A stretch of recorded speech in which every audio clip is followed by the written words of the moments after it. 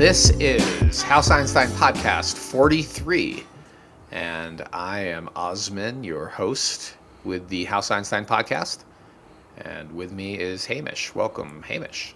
Hello, Osman. It's good to be here. I'm Hamish, co-host to the podcast. This one numbered 43. Sure. All right. So in today's podcast, we're going to walk you through our mission as well as the actual content plan. Before I get started, we always have our usual disclaimer, and that is this podcast is entertainment. If you are a client, past or current client of our brokerage, the House Einstein brokerage here in Boulder, Colorado, you are encouraged to reach out to us, reach out to your agent. You can find the list of agents at houseeinstein.com, and we will advise you specific to your unique real estate situation. But otherwise, our attorneys would prefer that you consider everything in this podcast to be entertainment, and it's absolutely not real estate advice or financial advice or spiritual advice or love advice in your life. So please sometimes don't goes go down that path. Yeah, please don't go sue us for anything that's in this podcast. Our mission at House Einstein and in this podcast is to help you make a smarter real estate decision. That's what we do at House Einstein. That's what we're wired for. That's how we think. And hopefully you enjoy the entertainment of making smarter real estate decisions. Believe it or not, it can be fun. It is very fun. It's always fun. What we do is a lot of fun. And No kidding. It also feels good at the end of the day to have done good work and help people be smart about such large investment decisions.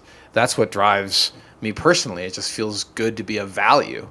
And it also happens to be a successful business that I've now been in for 20 years. And prior to that was in the investment world and academically did stuff that was completely unrelated, but then ended up in finance as well. So was involved with biology and environmental science in undergrad, and then got my MBA in finance and worked in the investment community for a while. But that's just a little bit of bio, so you have a sense of where we're coming from. And in this podcast, we're going to walk through market conditions. It is May 1st that we are recording this. We're going to talk about a couple of our listings and why these properties are unique and interesting and what we'll be doing with these listings as they are prepared for sale. We're going to talk about a couple of properties that we call sales of the week. These are properties that recently closed. We can talk about these because they're closed. The real estate community is very, very sensitive to talking about active listings, and there are all sorts of rules that prohibit realtors from talking about active listings. So if you're interested in what's actually happening with active listings or our thoughts on listings that are currently available, you can find that on our monthly newsletter. We don't talk about a lot of properties. Typically somewhere between 10 and 12 is our target for our fresh listings newsletter. It's a mix of fresh and sold properties, but that newsletter is a look behind the curtain, and it's intended for our prospective clients as well as our active clients, but typically prospective clients and past clients to enjoy that newsletter because it's an honest take about what's happening with active listings. We're going to talk about in the news. There's some really interesting stories, including a crackdown that's looming on Wall Street when it comes to treating real estate like an investment. Sorry, I was looking at the list, Hamish. You got something to add? No, I was just kind of agreeing with you as you went through the list. Yeah. Okay. We're going to talk about what was just announced, and that's the Fed's holding rates steady and the stock market reaction, but also what that might mean for the real estate market. We're going to talk a little bit about something called the North Sky Trail that is imminent and will be a lovely addition to Boulder County trails and our trail system. And then there will be the final segment of the podcast, and that is a segment we call Tell Me Something I Don't Know.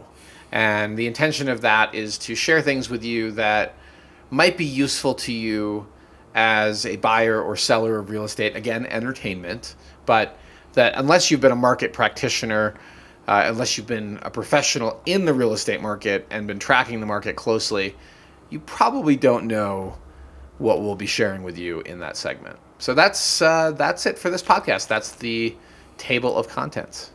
Fantastic.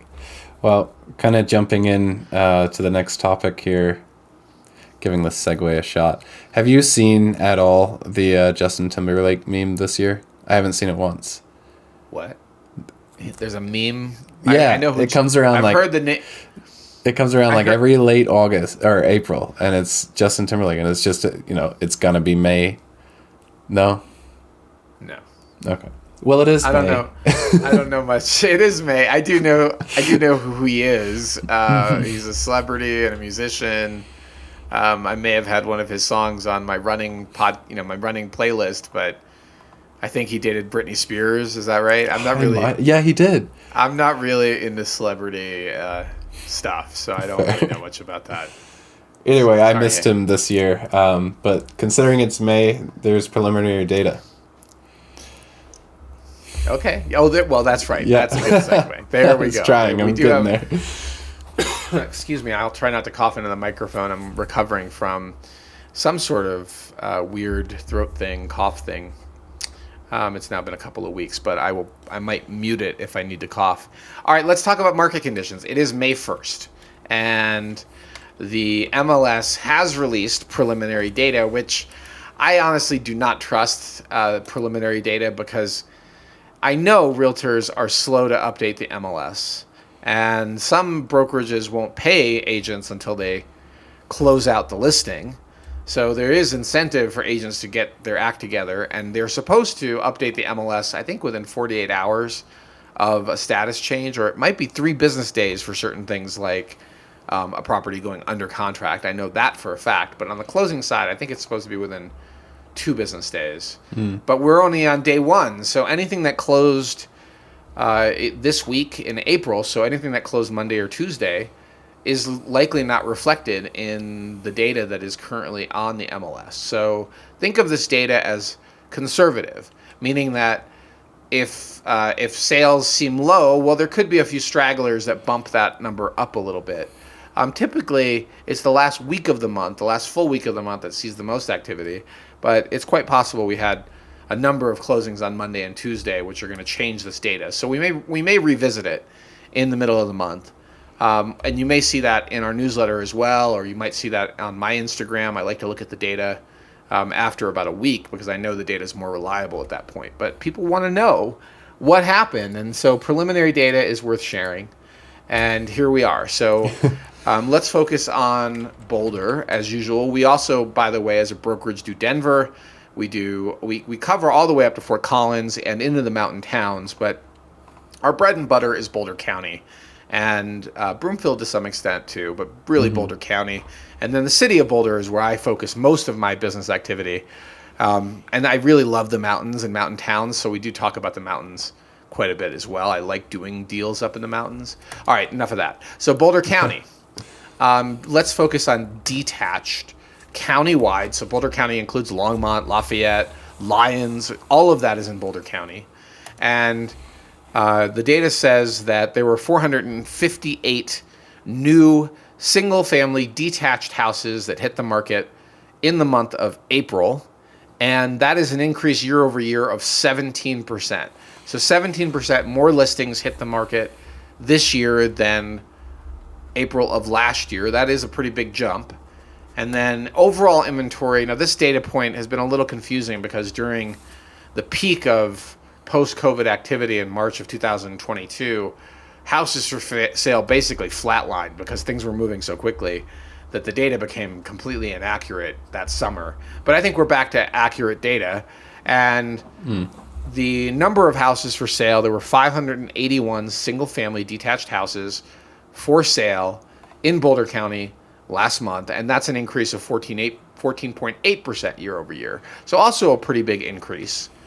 And then let's look at pending sales. So pending sales for the month, there were 301 sales, house sales, single-family houses are all we're talking about at the moment. We could also talk about attached. We could talk about all sorts of things, but we're going to focus on single-family houses.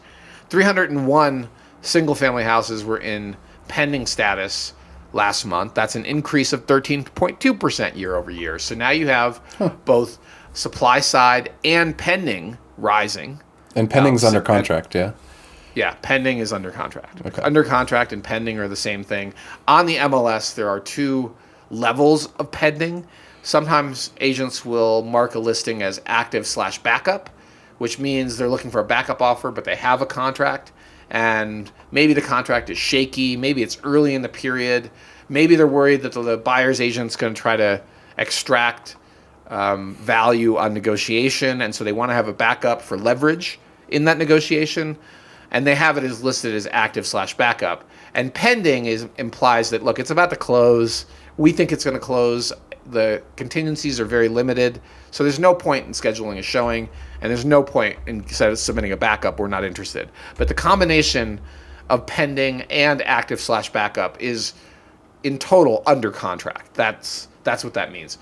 And I guess I should add, first right of refusal technically should also be part of under contract, but first right of refusal as a category is there's usually like one house in the county.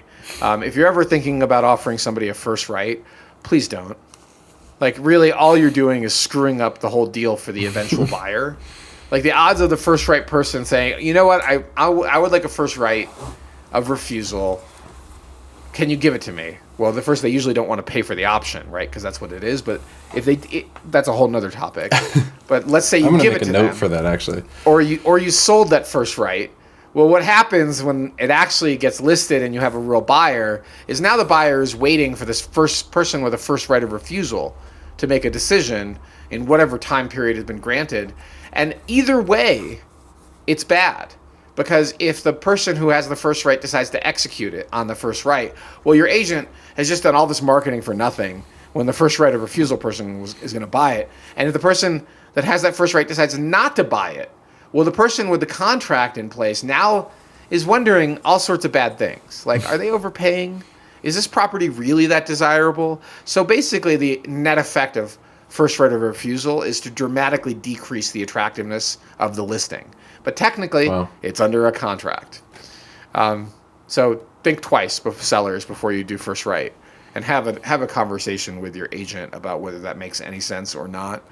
And then let's talk about sales volume. So this is the number of closed sales, single-family houses in Boulder County, and that number was 283 last month. So that's an increase of almost 27%.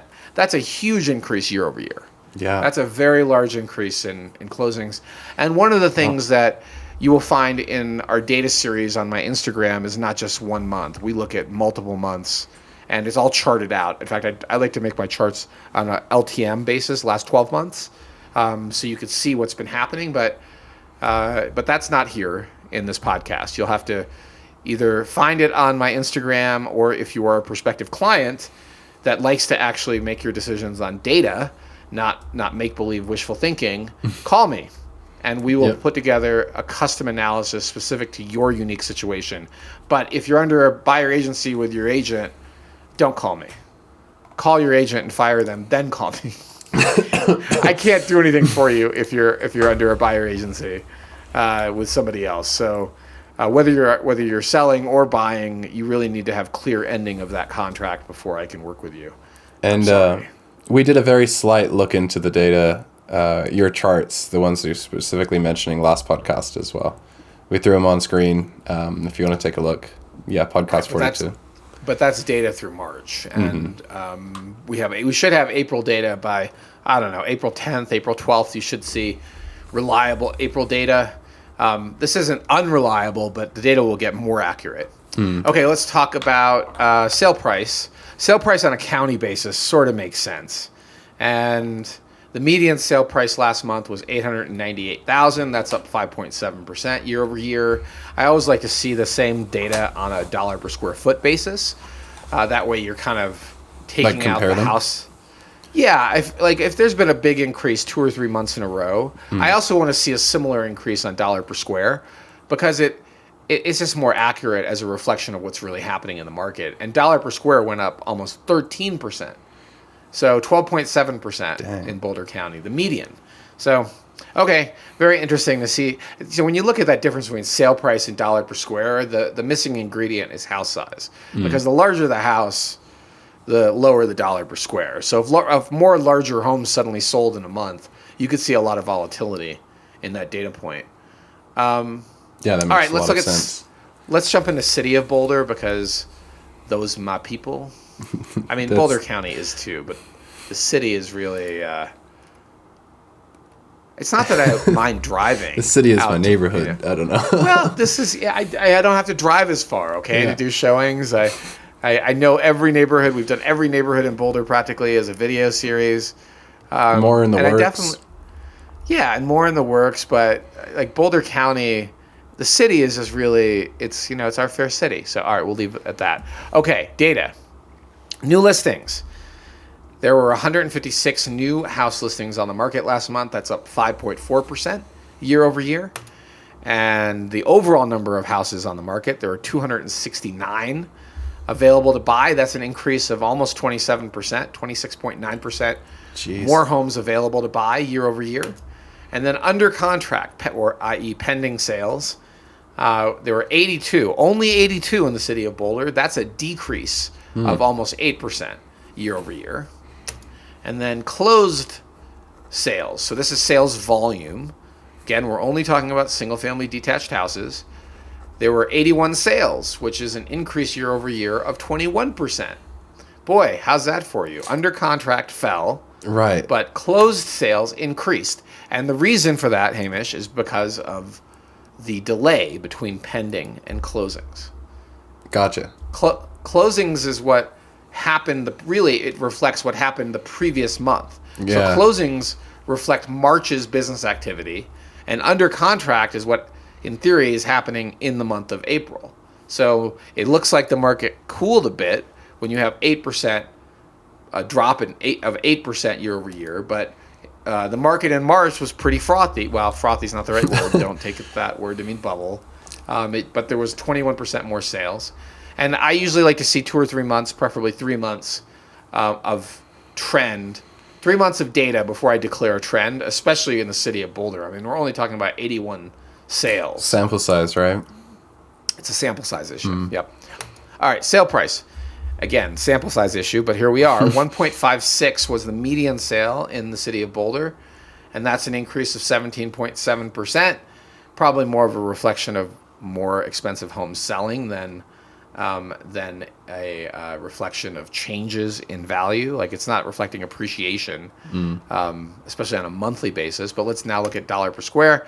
Dollar per square dropped $529 per square, which is a decrease of 8.5%. So that again supports the idea that it was more larger, more expensive homes that sold last month, probably after a lot of price reductions, because the upper end of the market has seen a lot more competition for sellers. That meaning there's a lot more inventory and sellers have to work harder and be more aggressive on pricing. And we're going to talk more about that when we get to the Tell Me Something I Don't Know segment. We're going to talk about where there's opportunities and where there's a lot of risk in this market. It's awful fantastic when the show notes kind of all link together with the market conditions. Yeah, I think so. I mean, maybe it's a little bookendy too, right? We're gonna tease that. Well, here's the data, but what does that mean for you? Like, where's their risk? Where's your opportunity? We're gonna make you wait for that conversation or that monologue, dialogue, that topic. Yeah. Yeah. But in the meantime, we have some exciting listings coming up to keep you entertained. Yes. Meanwhile, Yeah. as John Oliver would say. Meanwhile, oh no, that's Stephen Colbert, not John Oliver. Yeah. He has the whole Meanwhile segment. So we've got some new listings that we're super excited about. One is a 2-bedroom luxury condo that's very close to our office. I represented the buyer years ago, and it's time for them to move on. This property makes a lot of sense, particularly for young professionals or adults that aren't interested in living next to students, because the student density is super low at Uptown Broadway. It's much more young professionals in general, sometimes baby boomers that want a second home. I've sold some of those in Uptown as well. It's a great location, and the finishes are much higher quality. The construction quality is better, and you don't have a bunch of college kids partying next door, typically. I'm not saying that won't change, but that's the case right now. And then Wildwood. So Wildwood is a very interesting neighborhood that is just east of Wonderland Lake. And people don't usually call it Wildwood, often because people don't know that's the actual name of the neighborhood. But it's about 100 properties that I can't remember exactly when they were developed. We'll definitely be mentioning that in our listing video. But this is a really Yeah. nice pocket of homes that are functional and livable. Typically, they are two-story houses, and there's some really pretty interwoven open space. And then you're literally right across the street from Wonderland open space, and you can access it from a tunnel, so you don't have to climb up onto Broadway. And a lot of people initially look at this neighborhood and say things like, "Well, the traffic noise from Broadway." It's really not a factor.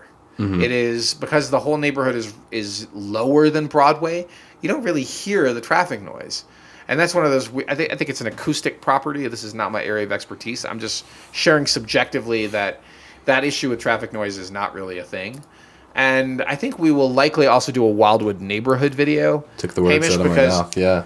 Yeah, let's do that as well, because this neighborhood deserves it. It's such a great location with equal proximity to all that stuff in Uptown Broadway and the Boulder Arts District, the North Boulder Arts District, and it's not that far from downtown either.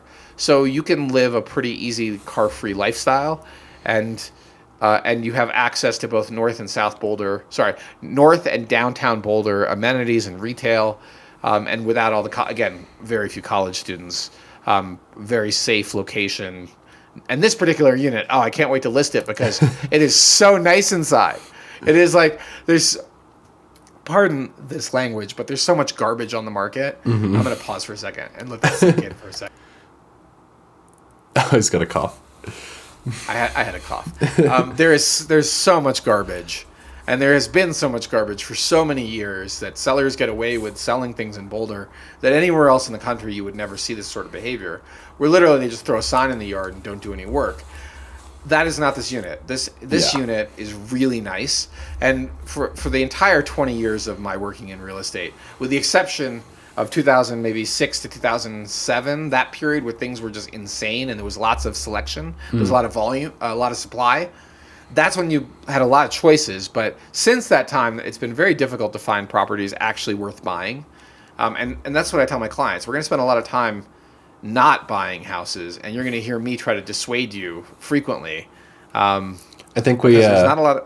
I think last year we had some relocation clients, and I think the first house we took them on our showing was an example of a garbage house.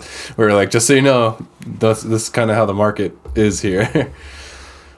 Okay. Well, it's not just so you know. It's you have to understand the cost to get a home in a turnkey condition to value it, and then you have to also understand the cost of your time and the rarity of that property, and then expect to be disappointed with what people are asking for homes that have not had that work.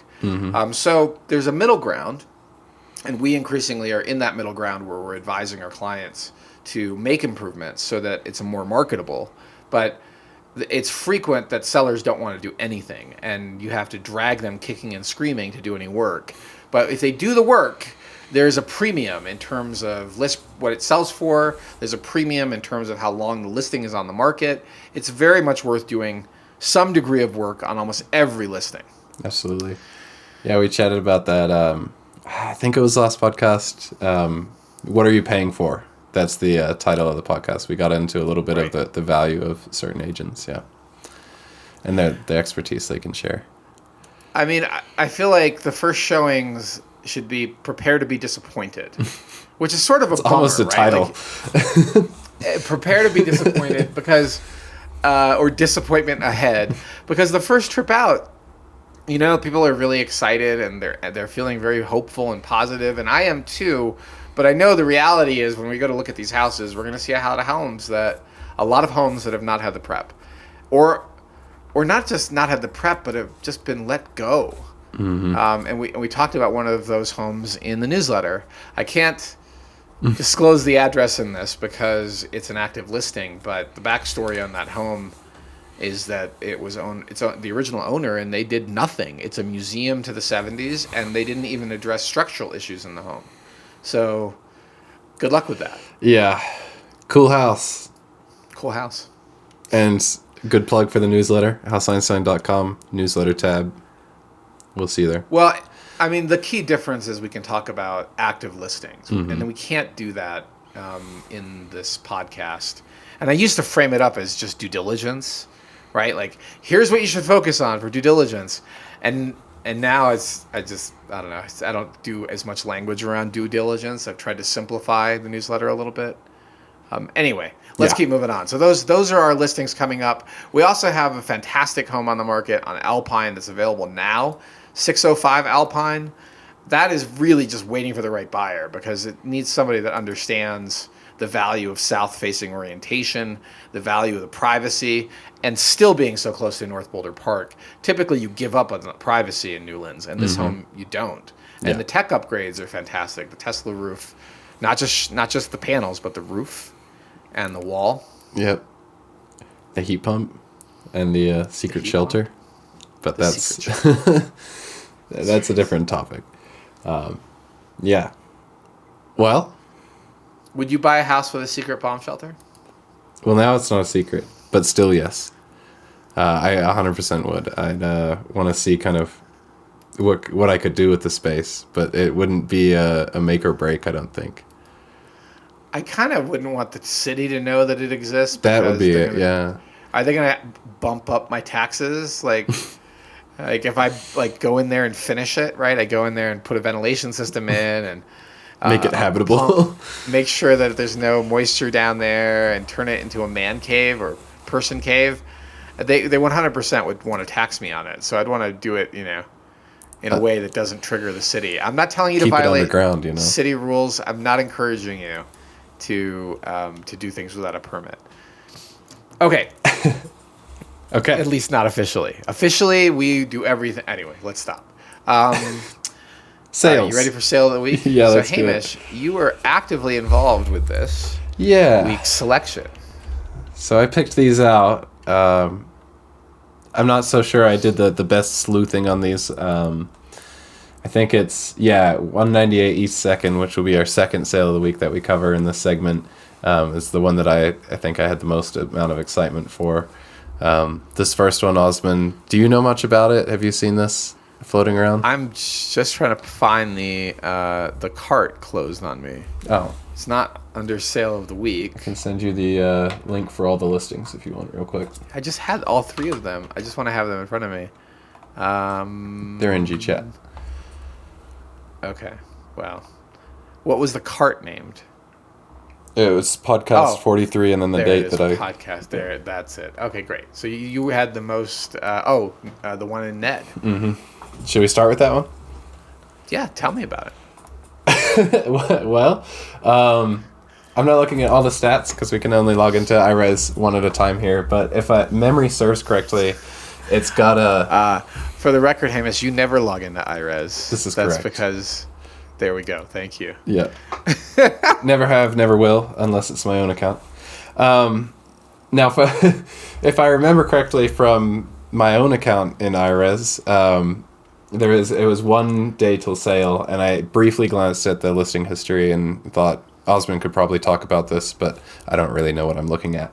A few of the major features for me for this one, it's a detached home in Netherlands. It's from the map view on maps, probably walking distance to Barker Reservoir, so really kind of a central downtown Netherlands location, and it's very picturesque. It's super cute. Have you mentioned the address? Briefly, it's 198 East 2nd Street, Netherlands. Okay. Yeah. Yep. And this one, I believe, was listed at $1 million and sold for $950. That's right. You confirm? Right. Yeah. Well, okay, so let me fill in a little bit of color on this property. It is very interesting because there are not that many homes in Ned. And after our Ned listing last year and spending a lot of time thinking about Ned and the market in Ned, this property fills a niche. It is right in the historic town of Nederland, and that means it's walking distance to restaurants and bars. You could walk down to the reservoir.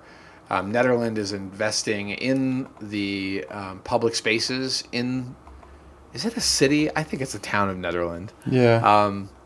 when I first moved to Boulder that first summer, I used to go up to Ned and play at an open mic night right on First Street at a bar called the Wolf Tongue. This is right around the corner from that. It's no longer the Wolf Tongue. It's been a string of things since. And I know the spot because it's just a great little in-town location. And this particular property was built right at the end of World War II in 1945. And it's a cute little, I don't know what to call it, cottage. Yeah. Almost cottage. It's a 2-bedroom, 2-bath. It's got almost 1,600 square feet, no garage, tiny lot. But it's the kind of property that you kind of have a vacation home in a market that's going to continue to aspenize with the amount of resources that are going into hotels and other things in Ned, like it or not. And I'm not saying I do like it, by the way. I miss the old days of the Wolf Tongue. But this particular asset, at only $950s, it looks like a screaming deal. But the listing history is also what's interesting because the offer was made once the listing was expired. So they marketed it starting last summer That at explains $995. Yep, that's Okay. what happened. So it hit the market last August, and it went under contract. And then buyer number 1 flaked for undisclosed reasons. And then buyer number 2 flaked. It went under contract again. It was only off the market for about 7 days. Somebody else jumped on it. And that person also backed out. And then nothing happened. In November, the seller and listing agent had the brilliant idea to increase the list price. And then 9 days later, the listing was withdrawn. And then it fully expired in February. So there was a period of November, December, so 3 months, basically, almost 3 months, when the property was off the market but not expired. And then it came back under contract. So first question I always ask is, wait, hold on. Did the agent that listed it Did they and double sold end? it, so somebody did double end on this deal. So I'm not going to mention this agent's name, but the same agent listed it and represented the buyer, and the buy side commission was disclosed at 2.8. Likely the sell side was 3.2, probably a full 6% deal. And the previous listing, so let's go look at that really quick, and I will pull it up, and you probably won't be able to see it. It's the same agent. So the same listing agent, she did not get fired. She and I think it is a she. She just had it in withdrawn status, and it wasn't mentioned why it was withdrawn. There were all caps in the listing: "Do not contact sellers." Temporarily withdrawn, will be relisted in the spring. But in between that time period, somebody approached them and saw it and wrote an offer. It was not disclosed what happened. The SPD, seller's property disclosure, was not online. So why did two buyers walk away from this? And buyer number 3 was the lucky one, and they got it for 50,000. Oh, sorry, yeah. What did they get it for? 50,000 below list. So they got it for a decent discount. Right, yeah. But they had to obviously deal with the risk of, well, 2 buyers walked away. Why did they walk away? Did the seller fix what was wrong? But if it was actually buttoned up and the photos make it look that way, I think this was a great buy at $950. The photos show some fantastic finishes, yeah. Yeah, I mean, well, for a little mountain cottage, right? Like, not fantastic for an $8 million home, but fantastic for a little mountain cottage. And you can see that there's a futon that folds out for more bedroom space, more bed space. Like, this is a cool little place. You live in Boulder, you live in Denver, or even not even locally. You buzz in and stay in this place. Of course, the dream of Airbnb money is pretty much over. So don't ever think that you're going to have that happen for you in Netherlands. You need a permit, you need a license, and those licenses have a waiting list and are decreasingly available. The city does not like, the town of Netherlands does not like. It's being cracked down on. Yeah. So forget that idea. And neighbors will even turn you in if you're trying to run an illegal Airbnb. So it's not a good investment thesis to run an Airbnb. But what a great little second home for friends and family to gather and enjoy Ned, because you're right at Eldora. You've got stuff happening in Ned year round, and it just keeps getting better downtown. Although less quirky and charming, and that's what I mean by how I like the old Wolf Tongue days, where it was a hippie town, Hamish. Yeah.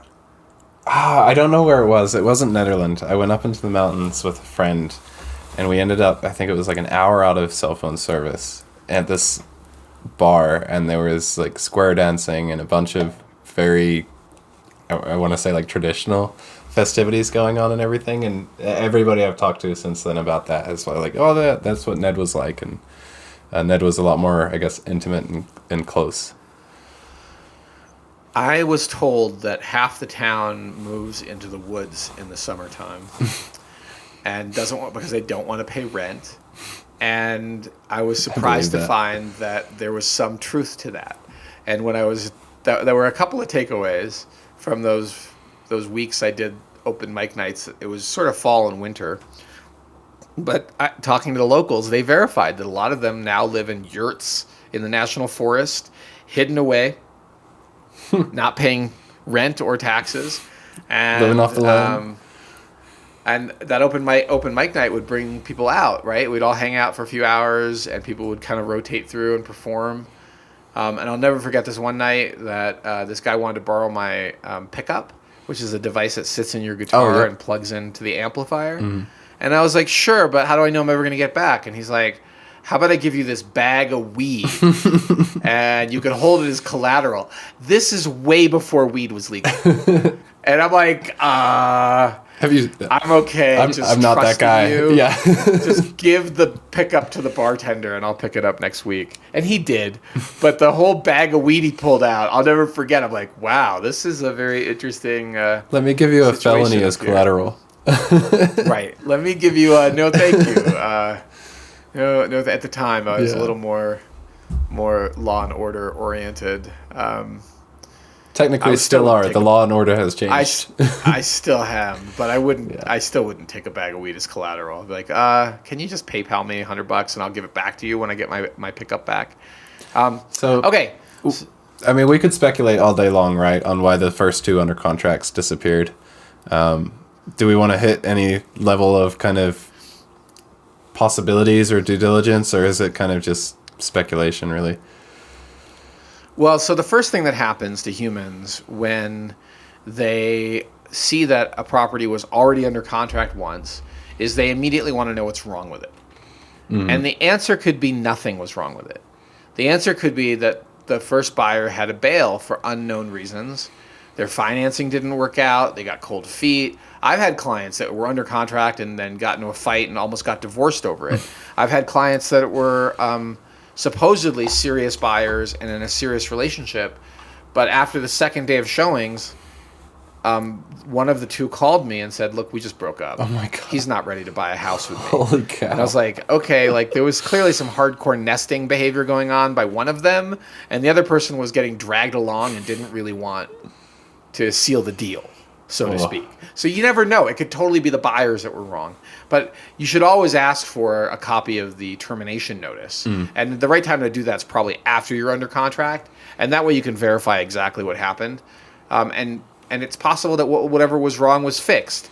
Mold is an increasing issue in Colorado because of it's gotten wetter and people have gotten more sensitive. And so mold can usually be fixed. But if it did have a mold issue, you kind of want to get to the bottom of it and see, all right, has it been addressed?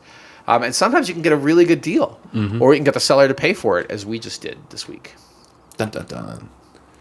Well, I mean, so the house came back with some elevated mold results, but then the seller retested. This is a different deal. I can't talk about what property we're talking about because it's under contract. But then they brought the first inspector back, and he got no results on mold. And then the mold company said $1,700 to mitigate, and they wanted to credit our client, and our client and I agreed that that's a horrible idea because if it doesn't fix the issue, well, guess what? You just got the $1,700, but you also inherited the risk. Mm-hmm. So that should be a seller risk. Yeah. All right. Okie dokie. Well, we have more. Ready for the next one? Yeah. This is yours to tee up now. Okay. You want me to tee it up? Yeah. And I'm curious which one you'll pick. Well, let's talk about 470 Utica first. This is a $4.1 million deal. It just closed a few days ago. The house was built in 2008, has 5,200 square feet, two-car attached garage, 5 bedrooms, 5 bathrooms, a conventional floor plan with most of the bedrooms on the upper level and one in the basement. And after 20 years, I can tell you that that floor plan with most of the bedrooms on the upper level, one in the basement, maybe an office on the main, or sometimes the main is the primary is on the main, but it needs to have most of the bedrooms on the upper. That's what buyers tend to prefer. This particular house is in the north side of Wonderland Lake and sitting on a pretty generous lot, a 10,000 square foot lot. And that's, I don't know, probably 30 or 40% bigger than your typical lot in Boulder. Most lots are around 7,000-ish square feet. It also backs to open space. So the backyard should give you great views, but also some security risk because there's a trail right there that goes by your property. Unlikely that people are, diving through the bushes to go throw themselves over your fence, but it's possible. The views People stray. It was, well, people sometimes stray. Yeah. The views were described as jaw-dropping, and the home was built to feature those views because it's from the upper level. And this is sort of what some people... This is... I don't know if it's fully upside down, but when you have the kitchen... Kitchen's it's not on fully the upside main, down. right? It's on the main, but the main is elevated in this home, right? The whole kitchen area and living area and entertaining areas are all elevated to feature these views. And you may want to flip through the photos so you can see really what a home designed to feature views look like. And it does it does it well, yeah. It does it well. It also does it even from the upper level. You could see the windows in the atrium, I would call it, right? That dining living room area with the super vaulted ceilings. It's not really an atrium, but it has that feel. All those views and all those windows that maximize the value of those views. So if you happen to own a property that backs to views like this is a great example for what you can do to renovate, remodel, maybe do an addition. I mean, this home is just spectacular in its execution of that. The walkout basement even has views. Yeah. Backyard is professionally landscaped. All the photos show a really nicely taken care of home. Some staging, not complete staging. There's some empty rooms. That's fine. There's enough for a buyer to walk through and get a sense of how they might live there. And it's been depersonalized, which is exactly what you want when you prep a home for sale. You don't want buyers distracted by your family photos or your religious art or your college degrees. All that they stuff. They love college degrees. Buyers love to see your college degrees. Unless you really want to show off your college degree. But you think about what impact it might have on a buyer.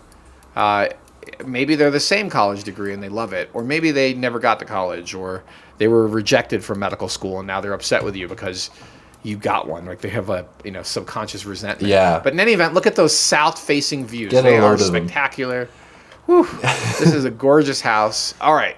With all of that said, it didn't fly off the market, Hamish. No. It was available for more than 3 weeks. And the reason we're going to talk about in the last segment, Tell Me Something I Don't Know. We'll go into detail there. But the buyer paid 4.1, which is a pretty decent discount to the list price. They paid cash. What's the list price? And the list price was 4.3. Oh, yeah. It sold for 4.1. So do the math. Click. You're looking at 4.7% below list. So straight up the fairway. In fact, a little bit, I would say even less than I would have expected on a negotiated discount for a listing that had been on the market 3 weeks. It's a decent deal. Mm-hmm. So I would not say they didn't steal the house, and at the same time, the seller got a lot of value. I mean, $787 a square.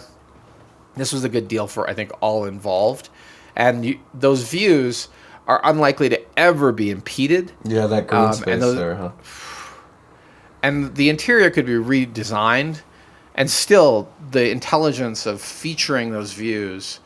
And it's a home that works for so many, 5,200 square feet, 5 bedrooms. That's plenty of space, 2-car garage. Yeah. Like this is a home run of a house. Yeah. Now, ephes or stucco, what do you think?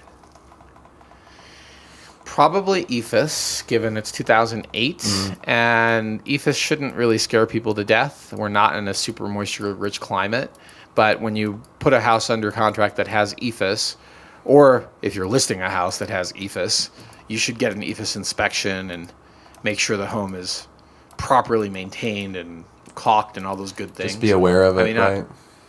You should just be aware of it, be prepared for it. I don't know if it actually was EFIS or if it was legit stucco. People don't really do legit stucco anymore unless it's like a historic house. Mm-hmm. So it's more likely to be EFIS. But you can't tell just by looking at it. You can sort of tell by knocking on it with your knuckles because EFIS has kind of a hollowy sound because it's foam you're knocking on. Right. But really the only way to tell is to actually test the material in a place that is not noticeable, right? Yeah. Right. Like you take a little core sample and see if a whole bunch of foam comes out, and if it does, you got EFIS, and you stick a caulk gun in there and seal it. That's what they do. Okay. And if you are knocking on it, it's kind of rough. Don't punch it. Yeah, don't punch it. And if there are signs of moisture intrusion on EFIS, do not think it's casual and no big deal. Because not only does that foam board have to come down and be redone, there's a really good chance that moisture was trapped in the wall. And now you've got rotten boards and maybe mold, but you potentially could be redoing structure. So I've negotiated 6 figures just on chimneys that were wrapped in EFIS that were failing. Dang. Well, then we've gone into EFIS so many times. I don't need to even link the office debacle to it. But yeah, EFIS, we investigate that stuff. Yeah. All right, let's talk about the last sale of the week. And now we don't normally do 3, but you chose 3, Hamish. So if anybody's upset with the fact that why is this podcast going so long? I'm trying to keep it to the 90-minute standard. The new 90-minute standard. So this property is 54 South 68th Street. Hold on, did I mention the address of the last one? I think so. Right at the start, yeah. Do you want to close it out? 470 Utica. Okay. Well, now we're moving on. 54 South 68th Street. And this property was originally listed in August of last year. Actually, so strike that. It was originally listed in May of last year, so a year ago, at $2.5 million. And then there's a really weird pattern that occurred that was never explained of the property being pulled off the market and then put back on and pulled off and put back on the same day. Active, withdrawn, active, withdrawn. I don't know I have no idea why somebody would do that. So it originally listed at 2.5, and then in early June they dropped it to 2.4. Excuse me. Bless you. There was a parallel listing. So this is one of those things where I don't understand what's going on with the MLS when you have 2 identical properties. But the bottom line is in June they dropped it to 2.4, and it sat there in this weird pattern of active, withdrawn until September. And then beginning in September, it was totally off the market. And then it was brought back on this March. And it was available for a whole 2 days before somebody locked it down. And this is a story of, oops, we overpriced it last summer. Actually, late spring. The timing, they just may have been caught in the downdraft of the market. Because we saw that with a lot of listings that priced high in the spring and then had to chase the market down. That's not an uncommon pattern, and that's sort of what happened. But then they pulled it off entirely, right before October, and didn't bring it back till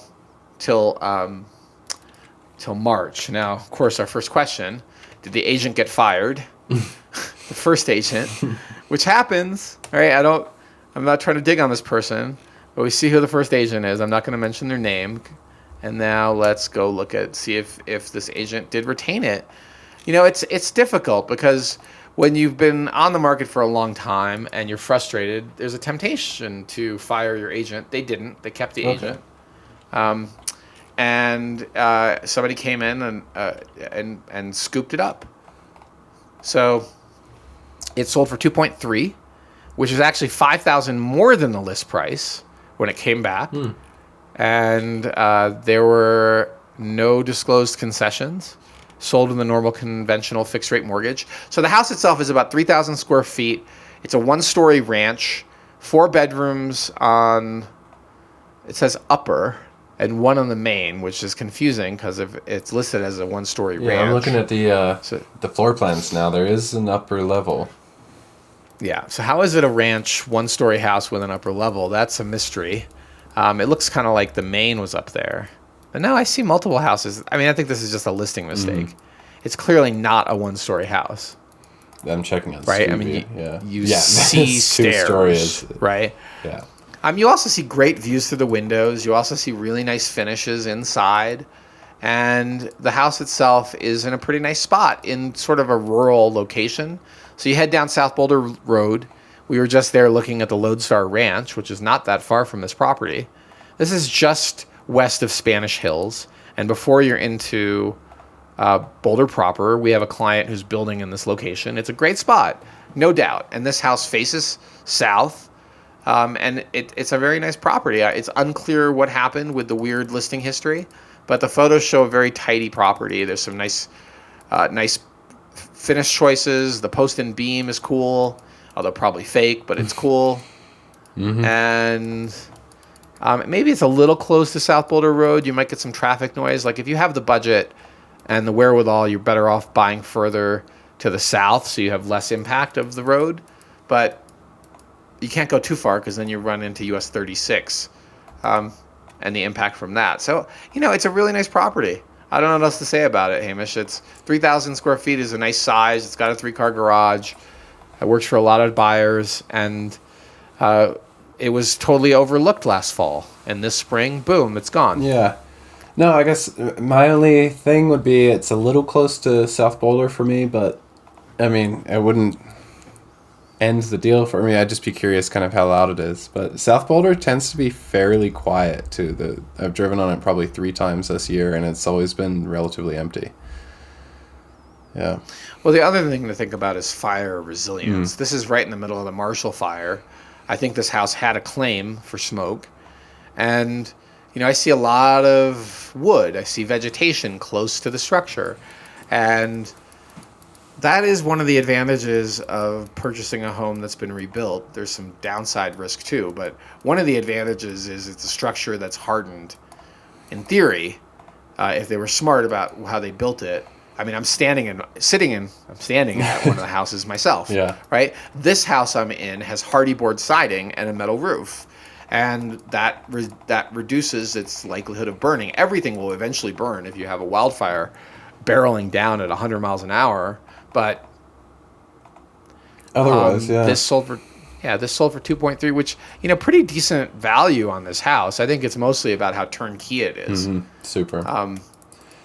Yeah. No, that's something buyers are willing to pay a premium for. Yeah, and the marketing standpoint, I'm clicking through the photos endlessly looking for like a front of the house picture, but there isn't one, and I think it just makes sense that there isn't because of the huge tree in front of it. I'll street view, and I can get a glimpse of it, but the landscaping around it is so flush and mature. It's really kind of nestled in its own lot there.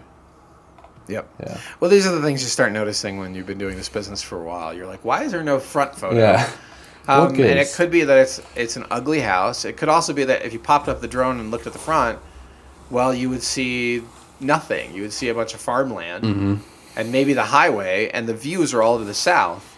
So they decided to not use a front photo at all, which, that is unusual. Right.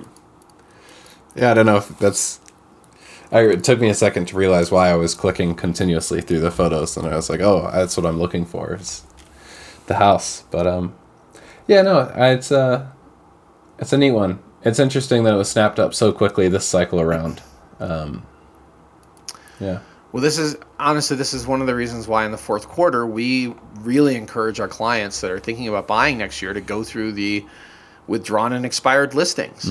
Because if you get there before the rest of the market, you might get a deal. You may not have to have paid $5,000 more. You might have paid $100 less if you had written your offer in January. Yeah. Instead of waiting until they came back at 2.3. And guess what? There probably were more than one buyer interested because the spring is so much more active. The fall, the fourth quarter is dead. So if you came in and end of fourth quarter and said, well, it looks like you pulled this off in September, I'd like to see it. Can I get a showing? They were still interested in selling it. And they waited till the market came back. I gotta wonder if that withdrawn active cycle is them trying to, get it to pop up on people's search alerts, but it does it so much that it doesn't seem that's the case. Maybe renovations, who knows? I mean, deserves a screenshot, Hamish. I'm just gonna do it right now. I don't know if I can. I'll just A little print screen. I'll just save it and then email it to you afterward. It's just astounding. 1, 2, 3 times they Jeez. played the let's pull it off and put it back game, and then they did the let's do another listing at the same time game, both on the MLS, which is a violation of a different kind. So I don't really understand what the heck is going on with this listing history, other than it screams agent. I mean, I don't want to throw agents under the bus, but I don't understand what she's doing. Yeah. Okay. News. It doesn't broadcast competence. Okay, we'll leave it at that. Yeah. All right. Let's move on. So those are our sales of the week.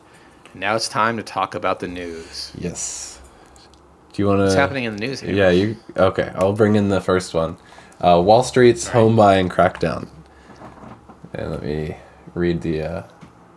Wall Street has spent billions buying homes. A crackdown is looming. Lawmakers say investors that scooped up hundreds of thousands of houses to rent out are driving up home prices.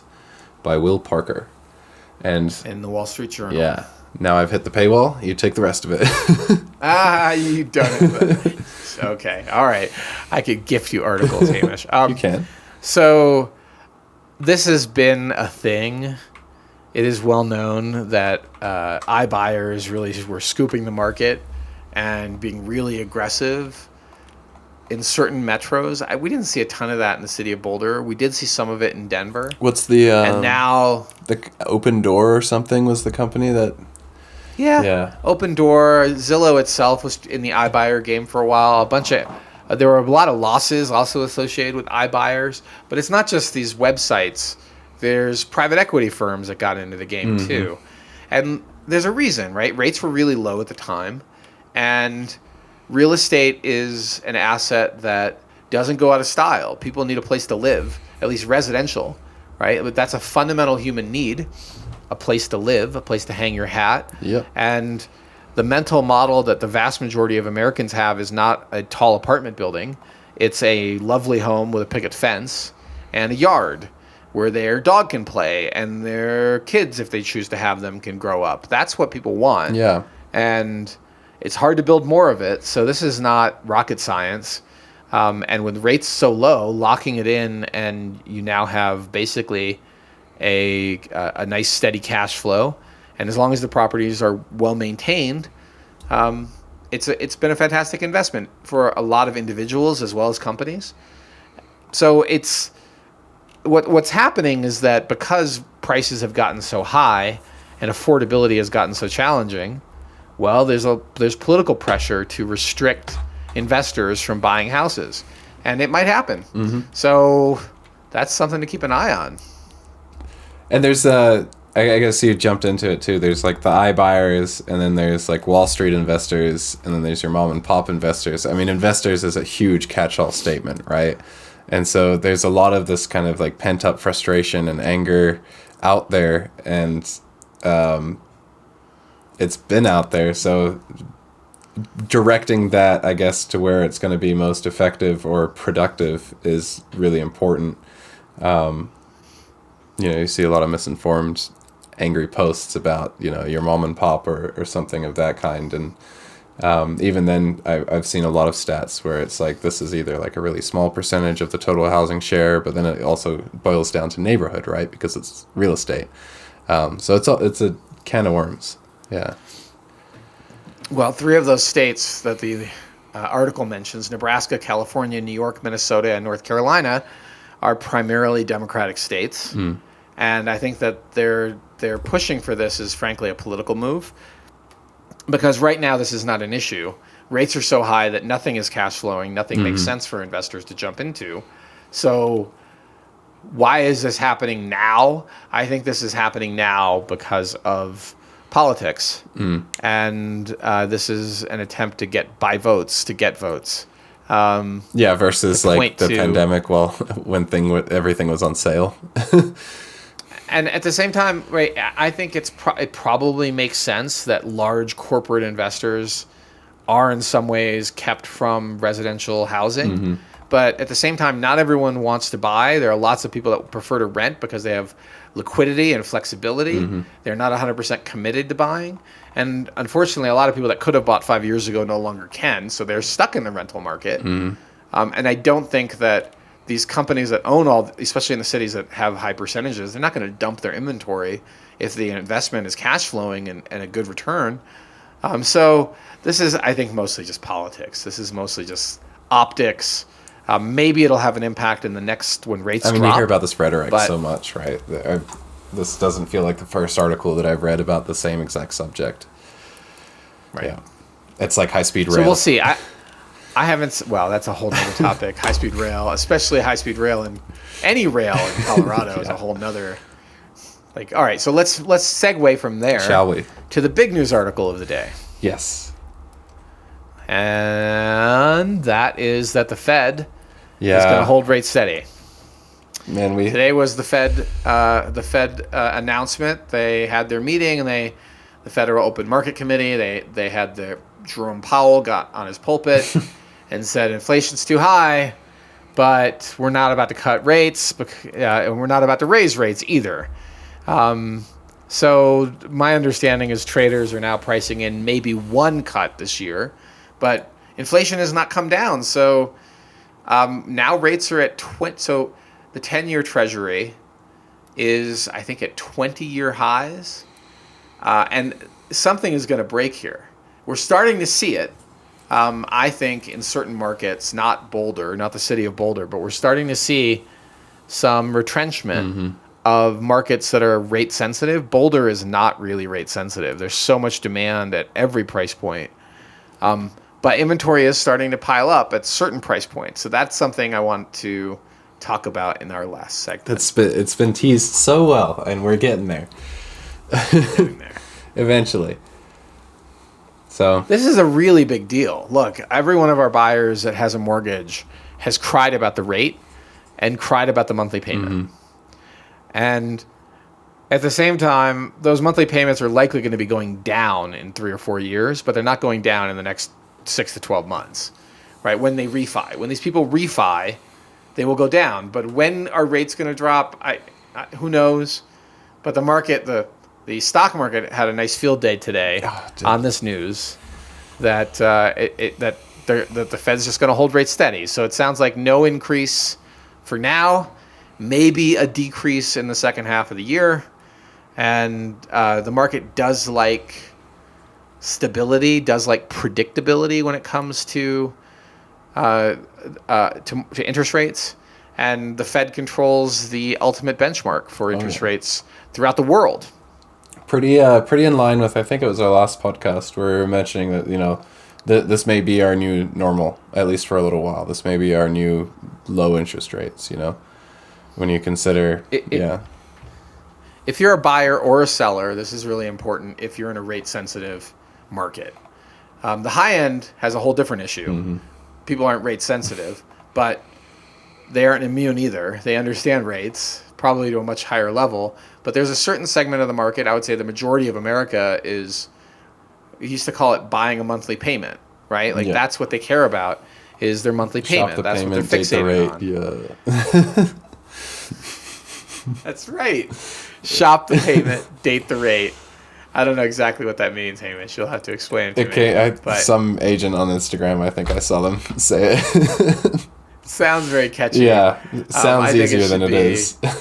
You're not really marry. Oh, it's like marry the house, date the rate. Or yeah, that's like it. That. Yeah, that's what really matters, is getting the right house and making sure your monthly payment's affordable if you're a buyer that's sensitive to monthly payments.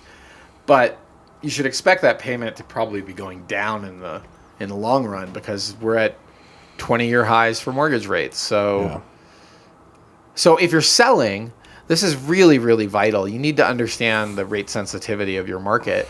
And we've done marketing that offered to buy down rates, and we've had buyers take it up with the seller saying, absolutely, please buy down my rate, even if they didn't need it.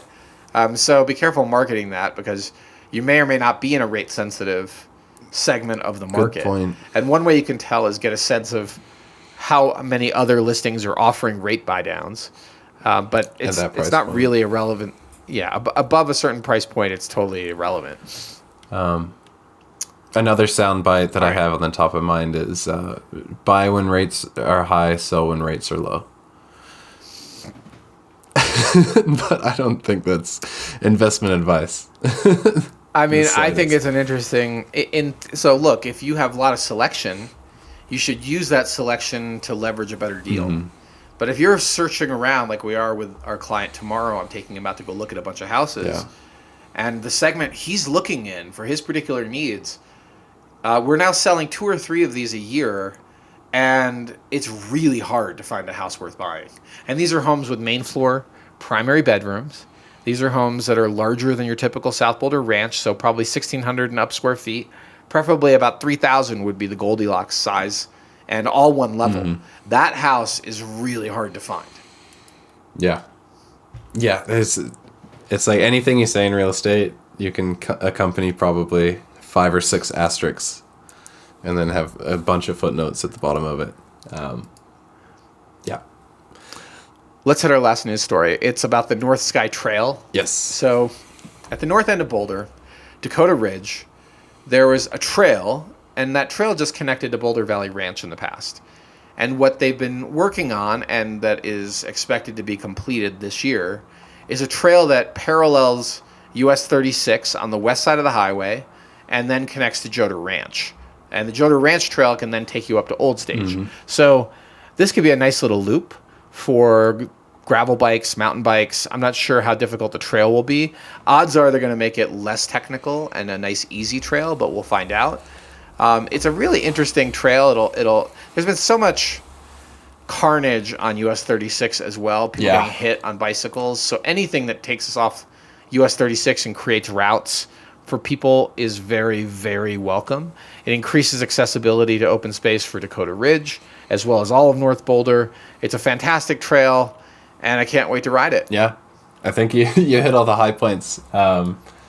It's just a little local piece that I think we're both excited for. I just got a bike, so I'm looking at kind of exploring a lot of the recreation that I get to film and see and talk about on the House Einstein podcast and in our videos. And I'm like, I get to actually participate. So Ian briefly covered this in his mountain biking in Boulder video on YouTube. So if you want a little bit more color and just on the trails in Boulder too, good little video. Yeah. Cool. Yeah. All right, I think that's it for the news. Let's talk about our last segment. Yes. Tell me something I don't know.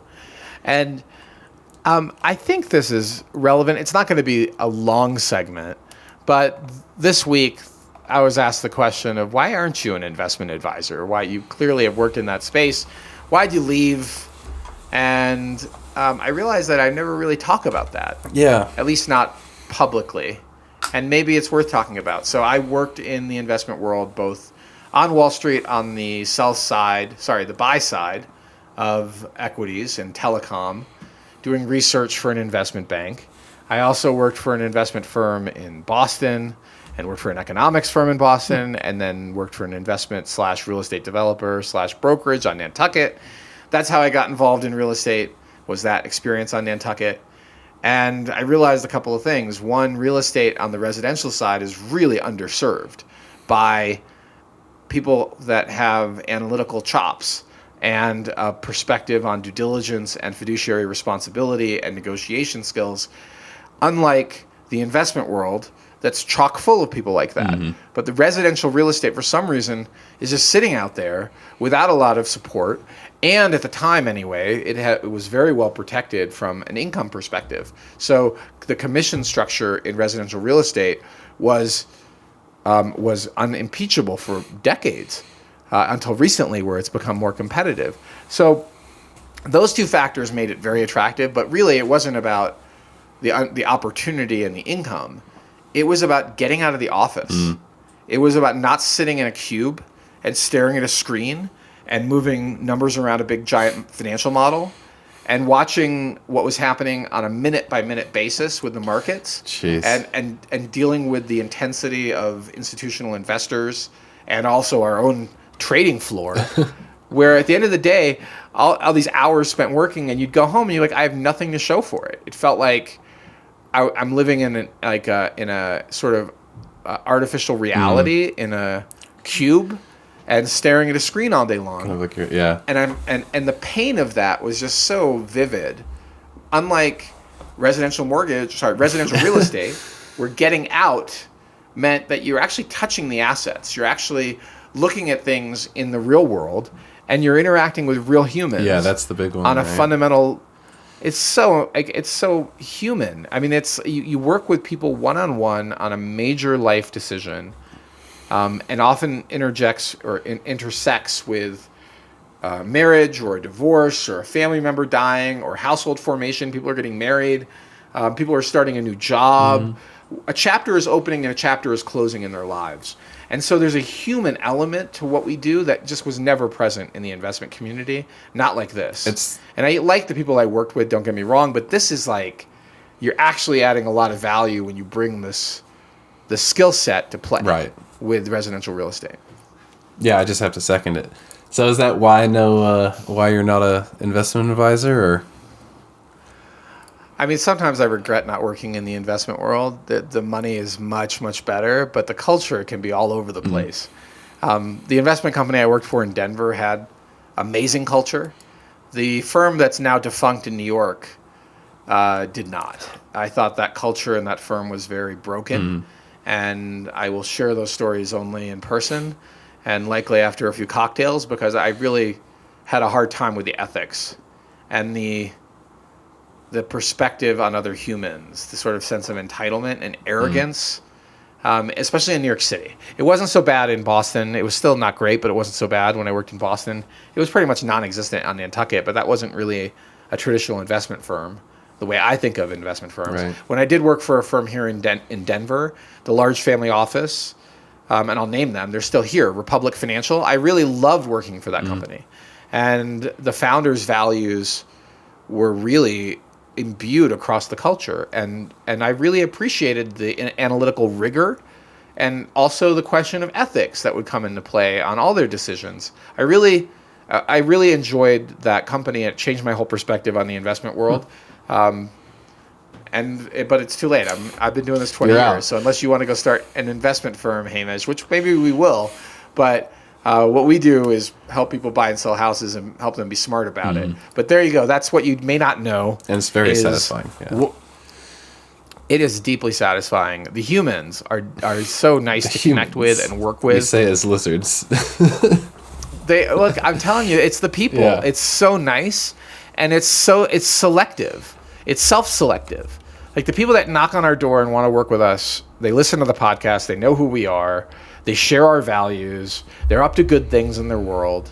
They're just good. I mean, look, you can argue are humans so great across the board. Yeah.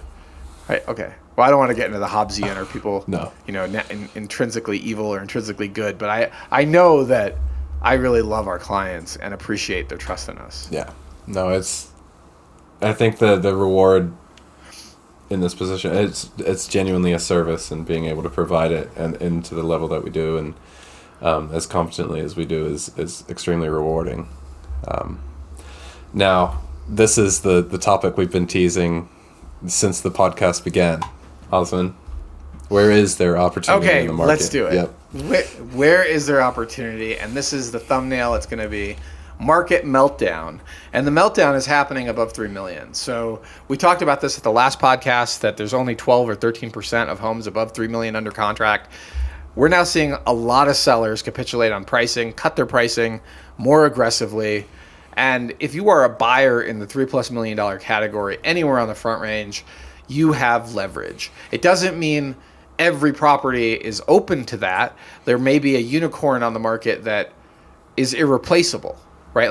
Like the Lodestar Ranch property on 50+ acres of land. The price point we discuss in the newsletter, but that, other than price, which I'm not going to go any further, that asset itself is really unique. So if that's the one, that's the one. You're dealing with a marketplace of one seller with their perspective on what the value is. But if you're looking generally between, say, 3 and 5, you have way more opportunity and leverage, the ability to walk away and say, there's probably going to be a better house, or at least another house, if I don't get the price I want or I don't get the house I want.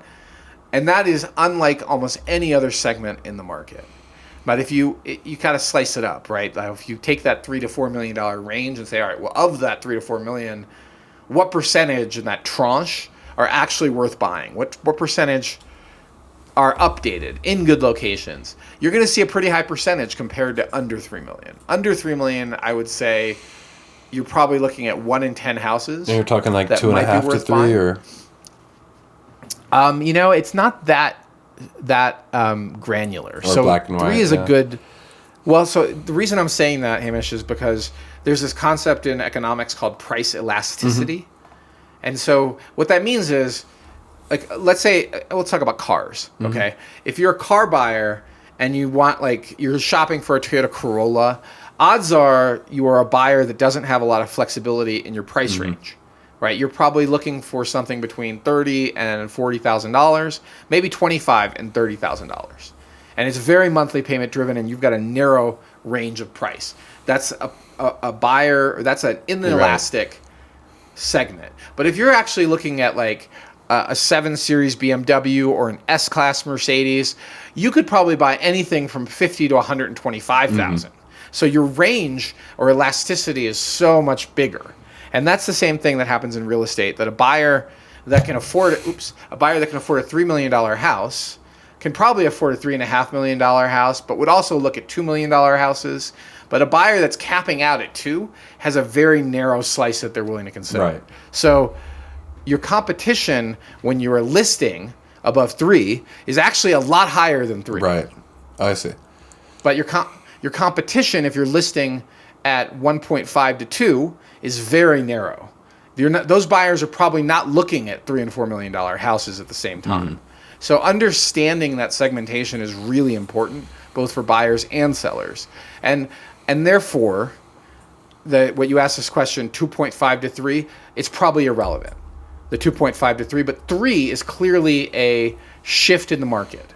You see it across the board that above 3, buyers have more leverage, sellers need to be more prepared, homes need to be prepped properly and priced right, but really prepped properly is even more important than priced right. I think that you could be a little bit wrong on price, but if you've staged it, photographed it right, addressed everything, all the deficiencies in the property, done the marketing that we do with all of our listings, like you really have knocked it out of the park in your marketing, and you should sell.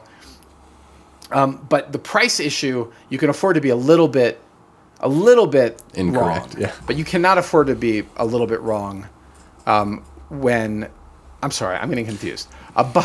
Hang on a second. Above 3, you've got a lot more competition as a seller. Under 3, you have a lot less competition.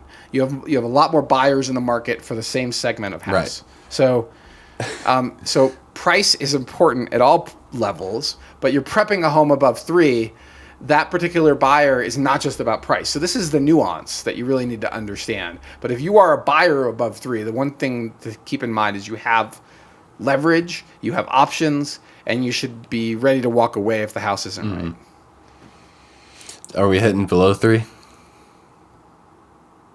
We can. Yeah, we can do it at any price point. But yeah. Right? So, if we were to look, that's a good point. Okay, so let's look in the city of Boulder. I'm going to do this live. This is how long it takes. Okay? Detached houses, let's call it 1 to 2 million. Now let's call it 1 to 1.5. Because remember, the slices are narrower in the lower price points. And if you look at how many houses are on the market right now, coming soon or active, there's a total of 56. All right, of those 56, how many are under contract? Sorry, that's just coming soon or active. The total number, I apologize, is 82. Okay. So there's 82 houses on the market. Of those 82, what percentage are under contract? 26.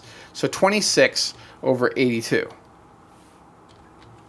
So you're looking at 31%, 32%, 31.7% in that narrow tranche. And there's enough data points there to say that's probably realistic, right? We're talking about 50 plus houses. And when you do it, let's do 3 to 4 or 3 to 5 even. Because now we're talking about a broader slice. Right. Because remember, these buyers have more elasticity, or the market is more elastic. The total number of homes on the market, 62. So not a completely dissimilar number. If we dropped it to 4.5, we probably would bounce right on the same number. At 4.5, we've got 49. So that's even closer. So let's call it 3 to 4.5 to get the same number of homes available. And in that price segment, 3 to 4.5, you have a total of 5 houses under contract. So let's do 5 out of 49, 10%. So you could argue, and the data shows this, that market segment of 1 to 1.5 has 3 times the percentage of homes under contract, which tells you the depth of market, the number of buyers in there trying to find a house. So if you're selling in the 3 to 4.5, you really better have it right. Right. And yes, price is important, but you better have it right with staging. You better have it right with photography, videography, fix all the deficiencies, landscaping, views. It's like you're trying to get a date, and all of the competitors on the dance floor are models, right? You better be really, really attractive. Find a good surgeon. Right. Well, I'm not going to describe what's attractive, Hamish. All I said is you better be really attractive. But if you're in the 1 to 1.5, well, at least 30% of the people are getting dates, right?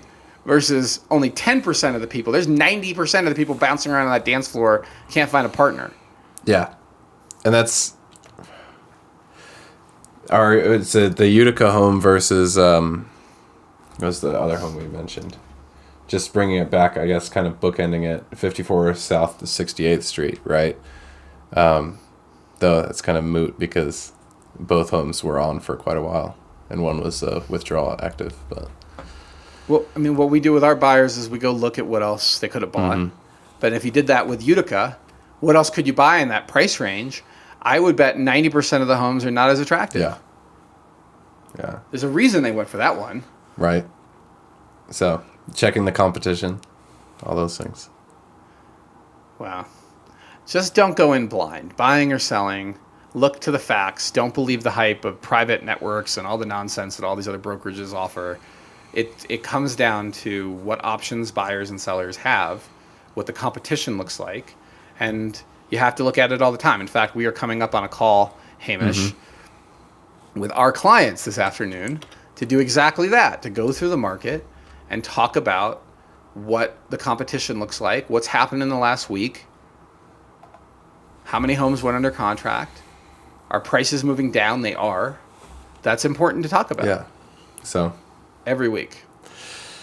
Okay. All right, that's enough. That's stuff you probably didn't know. And benchmarking every week is really important, so we'll leave it at that. And I think it's time to wrap it up, Hamish. What do you say? I think you're probably right. We're nearing the 90 minutes, and though I say it in jest, I really didn't intend for this to be more than an hour. Here we are. If you made it this far, thank you so much for listening. Be sure to check out our newsletter. We posted, or released, mailed, smoke signaled a newsletter just yesterday. Really well written. Osmond knocked it out of the park on all the homes we covered, and some of the market details went a little bit more in depth there too. You'll find that on our website at houseeinstein.com, the newsletter tab.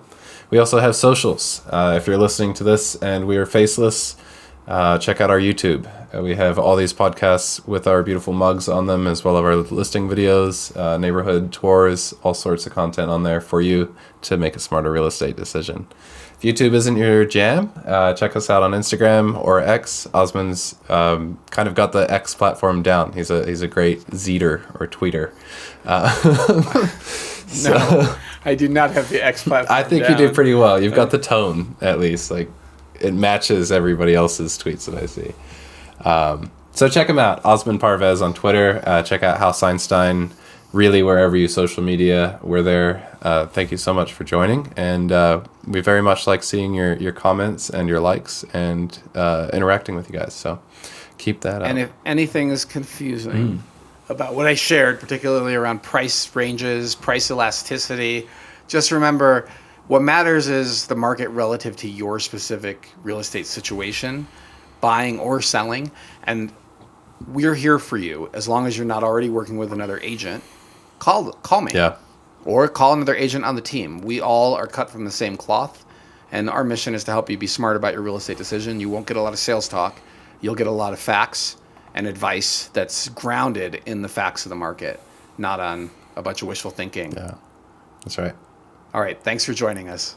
Take care. We'll catch you next time.